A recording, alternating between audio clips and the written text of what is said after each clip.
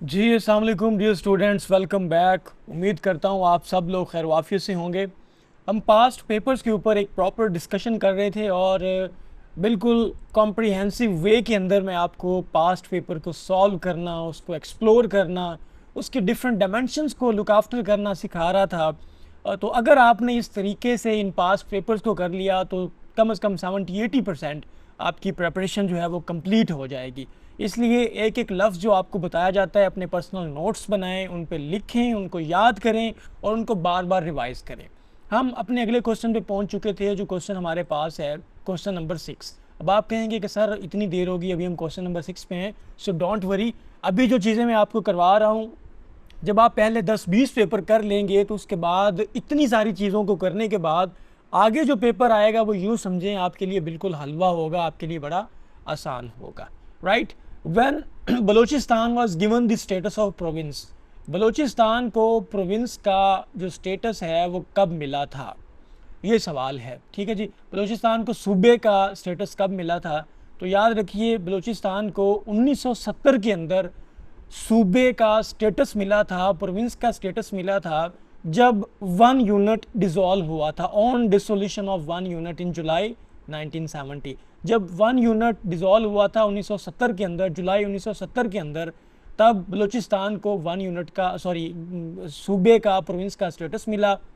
अब हम देखते हैं कि वन यूनिट क्या था, फिर आपको वहाँ से मुकम्मल आइडिया होगा कि ये क्या इसमें स्कीम है। वन यूनिट के ऊपर भी कमीशन सवाल पूछ लेते हैं जी। लेट्स सी कि वन यूनिट हमारे पास क्या था।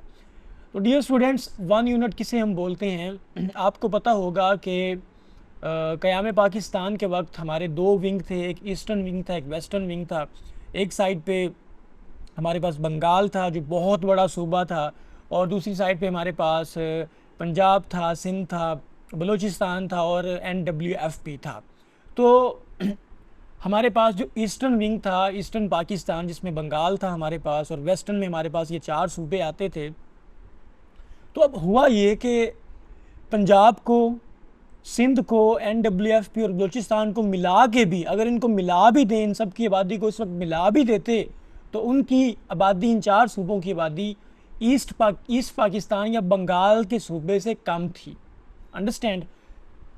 अब इस इन इक्वालिटी को बराबर करने के लिए वन यूनिट क्या था? A program to overcome the difficulty of administrating two unequal polities of west and east Pakistan separated from each other by more than 1000 miles. अब आपको पता है कि ईस्ट पाकिस्तान और वेस्ट पाकिस्तान तकरीबन 1000 मील पे एक दूसरे से अलहदा था, बीच में इंडिया आता था।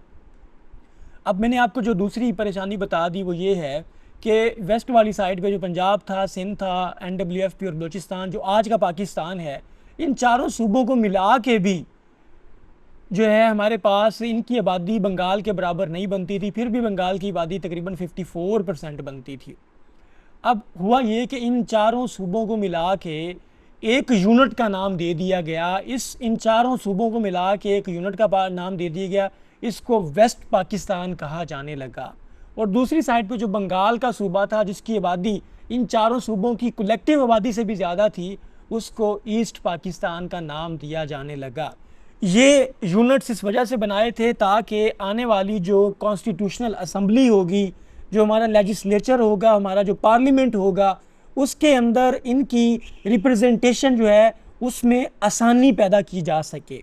इस पे हम बात करेंगे कि कॉन्स्टिट्यूशन क्या होता है और बाकी चीज़ें क्या होती हैं। राइट, तो इन चारों सूबों को मिला के एक यूनिट बनाया गया, इसको वेस्ट पाकिस्तान कहा जाने लगा, बंगाल को ईस्ट पाकिस्तान कहा जाने लगा। इसको कहते हैं जी वन यूनिट। और ये किसने किया था? चौधरी मोहम्मद अली साहब, जो ब्यूरोक्रेट भी थे, जिन्होंने एक किताब भी लिखी है, इमर्जेंस ऑफ पाकिस्तान, और ये पाकिस्तान के वज़ीर आज़म थे उस टाइम।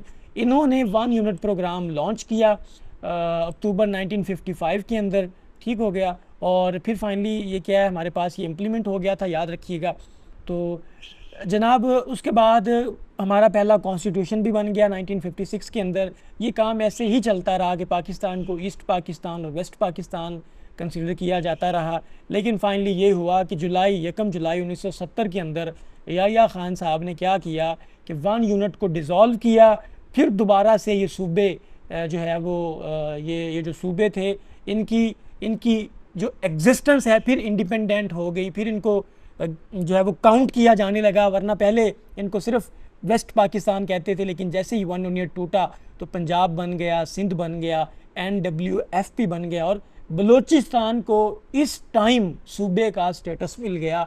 इससे पहले बलूचिस्तान को पूरा सूबे का स्टेटस नहीं मिला हुआ था, क्योंकि इसके अंदर कलात की स्टेट भी थी और इसको कमिश्नर की टेरिटरी भी कहा जाता था, राइट। तो यहाँ पे आके बलूचिस्तान को जो है वो सूबे का स्टेटस फाइनली मिल गया, राइट डियर स्टूडेंट्स। तो ये था बेसिक कॉन्सेप्ट आपका किसके पीछे, वन यूनिट के पीछे, ताकि आने वाला जो कॉन्स्टिट्यूशन है उसमें दोनों विंग्स को, ईस्टर्न विंग और वेस्टर्न विंग, इन दोनों को इक्वल रिप्रेजेंटेशन दी जा सके या इक्विटेबल रिप्रेजेंटेशन दी जा सके। और फिर वन यूनिट की मदद से हमने अपना जो कॉन्स्टिट्यूशनल क्राइसिस था, जो 1947 के बाद स्टार्ट हो गया था, हमसे आइन नहीं बन रहा था, हमसे कानून नहीं बन रहा था, तो वन यूनिट की मदद से चौधरी मोहम्मद अली साहब ने फाइनली इसको इम्प्लीमेंट कर दिया। So this was all about your one unit, ठीक है। तो ये पॉइंट आप लोगों ने ऐसे ही याद रखना है। ऑल राइट, चलिए अब हम आगे देख लेते हैं कुछ चीज़ों को। अब अगला सवाल हमारे पास है, अब ये आपको मुकम्मल तौर पे ये क्वेश्चन क्लियर हो गया, राइट जी। अब आगे हमारे पास क्वेश्चन है कि what is the length of Karakoram highway. Karakoram highway की जनाब लेंथ हमारे पास क्या है, तो ये 810 माइल है या 1300 किलोमीटर है। 810 माइल या 1300 किलोमीटर, और ये तकरीबन 20 साल लगे थे 1959 से 1978 तक इसको कंप्लीट होने में। और कराक्रम हाईवे को फ्रेंडशिप हाईवे भी बोलते हैं, ये आपको मुकम्मल इसका आइडिया होगा, राइट। तो ये डियर स्टूडेंट्स यहाँ तक इसको आप ग्रैस्प कर लें, इसको आप एब्जॉर्ब कर लें, फिर फाइनली नेक्स्ट क्वेश्चन को हम इसको कंटिन्यू करेंगे। Thank you so much, take your time, may Allah bless you.